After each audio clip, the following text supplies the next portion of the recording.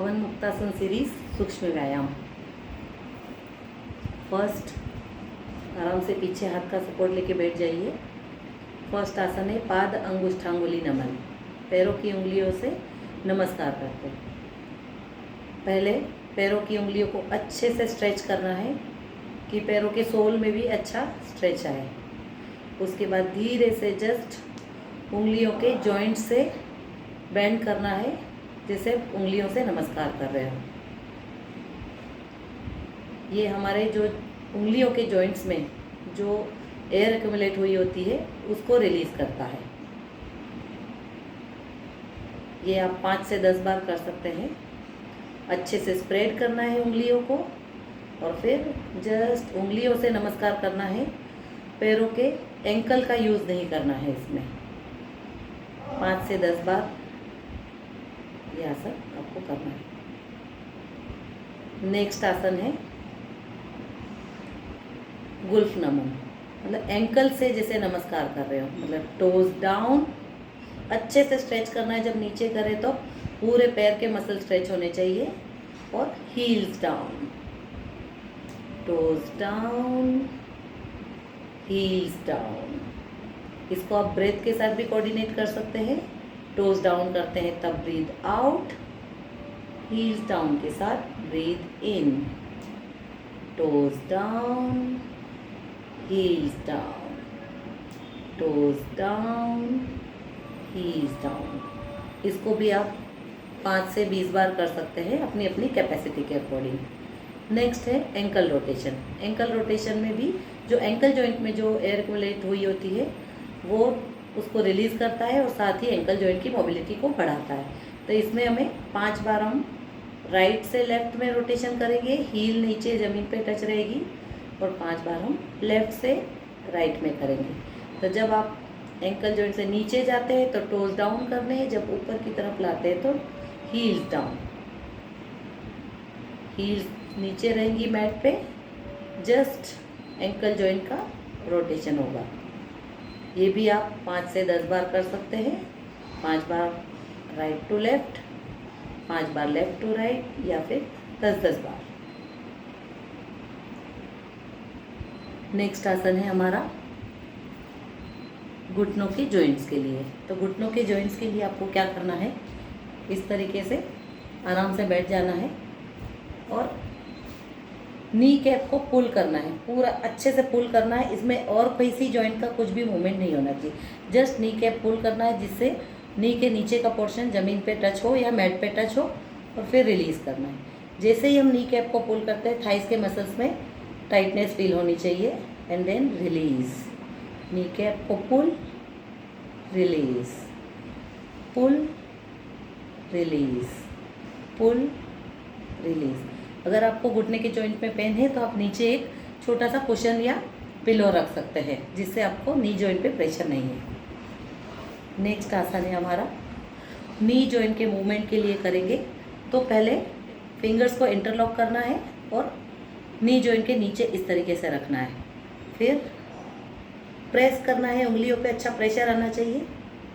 Release, press, release, press, release. ये भी आप 5 से 10 बार कर सकते हैं।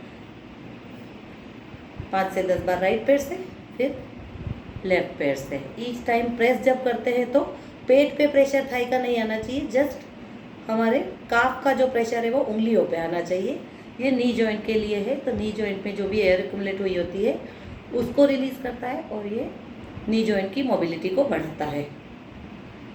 स्लोली करना है। नी जॉइंट पे बहुत प्रेशर नहीं आना चाहिए, पेन नहीं होना चाहिए, स्ट्रेच फील होना चाहिए। रिलीज़। नेक्स्ट हम करेंगे पेल्विक जॉइंट के लिए।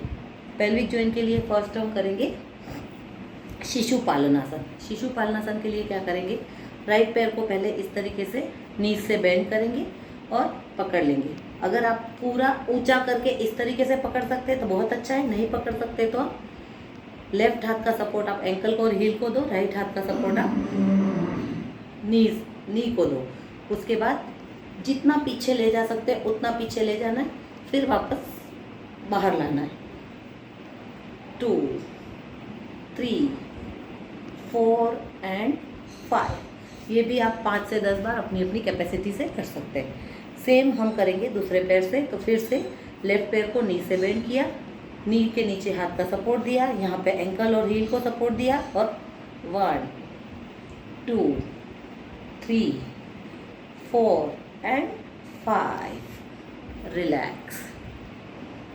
नेक्स्ट आसन है हिप जॉइंट की मोबिलिटी बढ़ाने के लिए अर्ध तितली आसन। इसके लिए राइट पैर को हम बेंड करेंगे नीचे से, इस तरीके से अर्ध पद्मासन में आ जाएंगे। इसमें भी आप चाहें तो एंकल को सपोर्ट दे सकते हैं। अर्ध तितली में आपको क्या करना है, दूसरे हाथ से नी को सपोर्ट देना है, पूरे पैर को पुश करेंगे पेट की तरफ। जब आप प्रेस करेंगे तो थाइस के मसल्स में पूरा स्ट्रेच आना चाहिए, उतना प्रेस करना है पेट की तरफ। और फिर नी को ले जाएंगे नीचे की तरफ, अपनी कैपेसिटी से ले जाना है।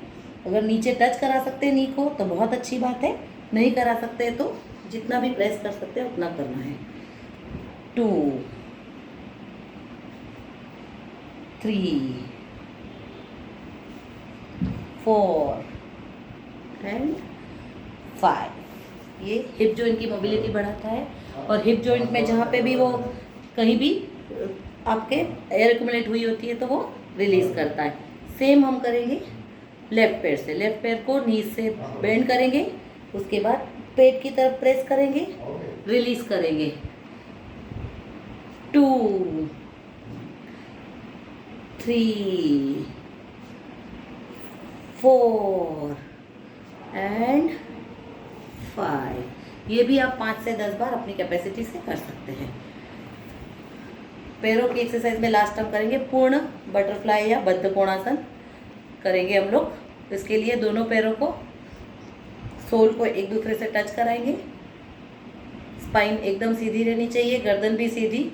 और बटरफ्लाई जितने फ्लैप आप अच्छे से कर सकते हो उतना आपको करना है। यहाँ थाइस के जॉइंट पे पूरा अच्छे से प्रेशर आना चाहिए। जितना फ्लैप जोर से करेंगे उतना हिप जॉइंट की मोबिलिटी बढ़ेगी, थाइस के इनर थाइस के मसल्स की स्ट्रेचिंग होगी इसमें। ये थाइस के मसल्स की फ्लेक्सिबिलिटी बढ़ाता है, साथ ही साथ हमारे हिप जॉइंट की मोबिलिटी को बढ़ाता है। स्पाइन इरेक्ट रहनी चाहिए इसमें, स्पाइन से स्लाउच नहीं होना है और गर्दन भी नीचे नहीं होनी चाहिए, सामने देखना है बिल्कुल। और बटरफ्लाई करना है। रिलैक्स। ये अपनी अपनी कैपेसिटी से कर सकते हैं। नेक्स्ट हम करेंगे हाथों के लिए। तो सेम जो पाद अंगुष्ठांगुली नमन था वैसे ही हाथों के लिए करेंगे। दोनों हाथों को सामने रखेंगे, एकदम एल्बो एकदम सीधा रहेगा। हाथ के फिंगर्स को पूरा स्प्रेड करेंगे कि हमारी पाम पे अच्छा सा स्ट्रेच आए। उसके बाद धीरे से जस्ट हाथों की उंगलियों के जॉइंट्स को जस्ट बेंड करना है। इसमें भी रिस्ट का मूवमेंट नहीं होना चाहिए। जस्ट ये है हमारी उंगलियों के जॉइंट से एयर रेगुलेशन जो हुई है उसको निकालने के लिए है। ये भी आप 5 से 10 बार कर सकते हैं। रिलैक्स। जब हाथ सामने करके पूरा स्ट्रेच करके ये आसन करते हैं तो शोल्डर तक हमें टाइटनेस फील होती है, तो मसल्स स्ट्रेंथन होते हैं। नेक्स्ट हम करेंगे एल्बो जॉइंट के मूवमेंट के लिए। एल्बो जॉइंट के लिए जस्ट दोनों हाथों को शोल्डर पे रखना है और पूरा स्प्रेड करना है। 2, 3, 4 एंड 5। रिलैक्स। शोल्डर को कंप्लीटली रिलैक्स छोड़ देना है। नेक्स्ट सूक्ष्म व्यायाम है शोल्डर के जॉइंट्स के लिए। ये शोल्डर जॉइंट्स की मोबिलिटी को बढ़ाता है। तो दोनों हाथ शोल्डर पे रखेंगे, दोनों एल्बोज को टच कराएंगे। स्पाइन एकदम सीधी रहनी चाहिए, स्पाइन से स्लाउच नहीं होना है। अभी हम दोनों एल्बोज को टच कराएंगे। अभी हम आगे से पीछे पूरा शोल्डर जॉइंट को रोटेट करेंगे और नीचे से वापस एल्बोज को टच कराएंगे। इस तरीके से आगे से पीछे शोल्डर जॉइंट का रोटेशन हम कर रहे हैं। 5 बार करेंगे। 5 से 10 बार आप अपनी अपनी कैपेसिटी से कर सकते हो। एंड 5। रिलैक्स। सेम हम रिवर्स डायरेक्शन में रोटेशन करेंगे। फिर से दोनों हाथ शोल्डर पे, दोनों एल्बोज को टच कराएंगे। अभी हम पीछे से आगे ले जाएंगे। तो पहले नीचे से पीछे लेके गए, आगे दोनों एल्बोज को टच कराएंगे, फिर से पीछे 2 3 4 एंड 5। फिर शोल्डर को कम्प्लीटली रिलैक्स छोड़ देंगे, बॉडी को ढीला छोड़ देंगे। ये भी आप 5 से 10 बार कर सकते हैं अपनी अपनी कैपेसिटी के अकॉर्डिंग। नेक्स्ट हम करेंगे नेक जॉइंट की एक्सरसाइज। नेक जॉइंट हमारे लिए सबसे इम्पोर्टेंट है क्योंकि हमारे पूरा हेड का वेट नेक जॉइंट पे आता है, तो वहाँ पे जिसको स्पॉन्डिलाइटिस की प्रॉब्लम है उनके लिए ये बहुत बेनिफिशियल है। नेक जॉइंट के लिए सबसे पहले नेक का अप एंड डाउन मूवमेंट करेंगे। तो क्या करेंगे, ब्रीद इन करते हुए अप ले जाएंगे गर्दन को, गर्दन पे पूरा स्ट्रेच फील होना चाहिए। सांस को छोड़ते हुए स्लो मूवमेंट के साथ गर्दन को नीचे लाएंगे, चिन हमारी चेस्ट पे लॉक होनी चाहिए। नीचे जैसे ही आता है तो ब्रीद आउट कंप्लीट हो जाना चाहिए।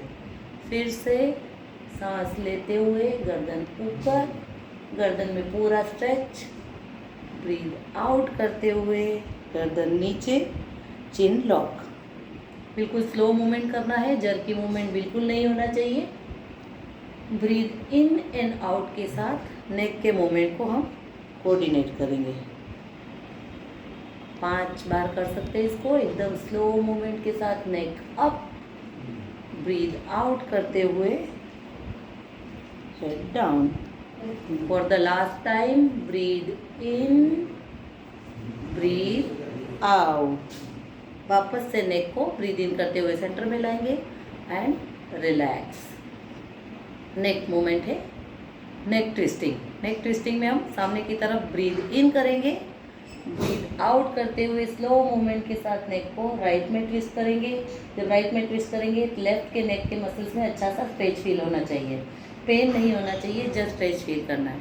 ब्रीद इन के साथ सेंटर में, ब्रीद आउट के साथ लेफ्ट में ट्विस्ट। तो यहाँ पे राइट साइड के मसल्स में स्ट्रेच फील होना चाहिए। Breathe in, breathe out, breathe in, breathe out, breathe in. ये भी आप 5 बार कर सकते हैं। तो जब भी सेंटर में लाते हैं ब्रीद इन करना है, जब ट्विस्ट करते हैं तो ब्रीद आउट करना है। सेम वे नेक्स्ट करेंगे नेक बेंडिंग। नेक बेंडिंग के लिए क्या करना है, सामने ब्रीद इन करना है, ब्रीद आउट करते हुए नेक को जितना शोल्डर की तरफ ले जाते हो सकते हो उतना ले जाना है। यहाँ अभी देखो लेफ्ट साइड में पूरा स्ट्रेच फील होता है नेक के मसल्स में। ब्रीद इन कंप्लीट करना है, ब्रीद आउट करते हुए लेफ्ट बेंड करना है, राइट साइड के नेक मसल्स में स्ट्रेच फील होना चाहिए। ब्रीद आउट कंप्लीट करना है, breathe in, breathe out, breathe in, breathe out, breathe in. ये मूवमेंट भी आप 5-5 बार राइट और लेफ्ट में कर सकते हैं। लास्ट हम करेंगे नेक रोटेशन। नेक रोटेशन कभी भी जर्की नहीं होना चाहिए, एकदम स्मूथ मूवमेंट होना चाहिए। इसको भी हम ब्रेथ के साथ कोऑर्डिनेट करेंगे। जिस स्पीड में आप ब्रीद इन ब्रीद आउट करते हैं उसी स्पीड में आपको नेक का मूवमेंट करना है। तो पहले सामने ब्रीद इन करेंगे, ब्रीद आउट करते हुए धीरे धीरे गर्दन को नीचे ले जाएंगे जब तक कि हमारी चिन चेस्ट से लॉक हो जाए। अभी हम 5 राउंड राइट से लेफ्ट करेंगे। स्लोली ब्रीद इन करते हुए गर्दन को ऊपर ले जाएंगे, गर्दन यहाँ सेंटर में आए तब तक हमारी ब्रीद इन कंप्लीट हो जाना चाहिए। ब्रीद आउट करते हुए स्लो मूवमेंट के साथ गर्दन को नीचे लाएंगे, चिन लॉक होनी चाहिए।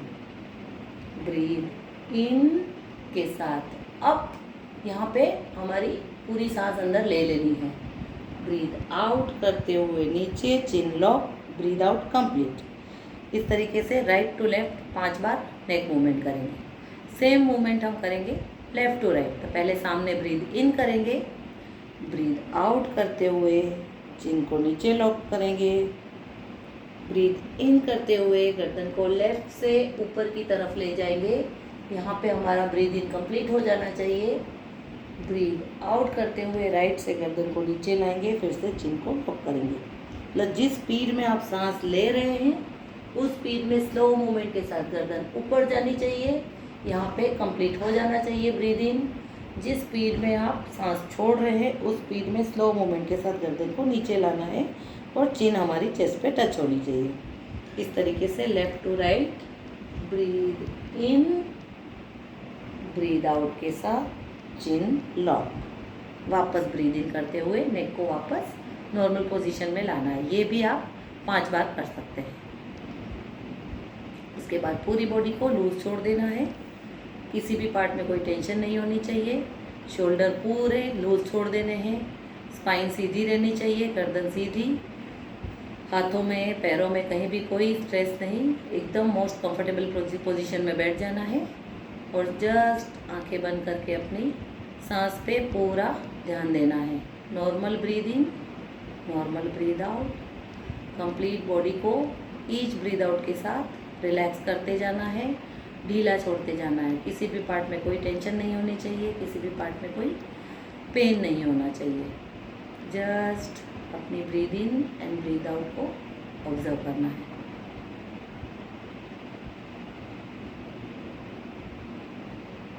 स्लोली धीरे से दोनों हाथों को साथ में लाएंगे। दोनों हाथों को अच्छे से, दोनों पाम को एक दूसरे पे रगड़ेंगे जिससे पाम गर्म हो जाए। उसके बाद पाम्स को रखेंगे आंखों पे, हल्के हल्के से आंखों पे प्रेशर देना है, रिलीज करना है। पाम से हमको पामिंग करना है। जब हाथों का टेम्परेचर नॉर्मल हो जाए तो आंखों से हटाएंगे, आंखों को हाथों में ओपन करेंगे। Thank you.